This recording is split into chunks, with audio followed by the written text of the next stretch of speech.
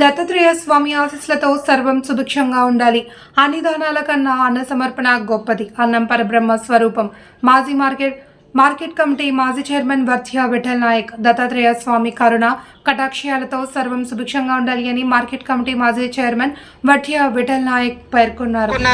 గురువారం వైశాఖ పుష్య పౌర్ణమి సందర్భంగా గాన్గాపూర్ లో కొలువుదీరిన శ్రీ దత్తాత్రేయ స్వామి ఆలయంలో కుటుంబ సమేతంగా కలిసి ప్రత్యేక పూజలు నిర్వహించి స్వామివారిని దర్శించుకున్నారు.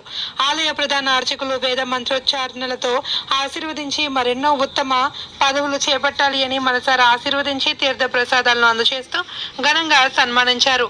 వైశాఖ పౌర్ణమి సందర్భంగా కన్నా అన్న సమర్పణ గొప్పదన్నారు. అన్నం పరబ్రహ్మ స్వరూపం అన్నారు.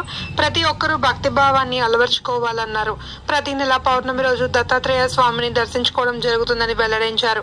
ఈ ఆధ్యాత్మిక కార్యక్రమంలో సీనియర్ అడ్వకేట్ నరసింగారావు, కుటుంబ సభ్యులు విఠల్ నాయక్, కుటుంబ సభ్యులు వర్ధ్య కిష్టమ్మ, వర్ధ్య ప్రశాంతి, పట్టణ వ్యాపారవేత్తలు, ఆలయ పూజారులు, భక్తులు తదితరులు పాల్గొన్నారు.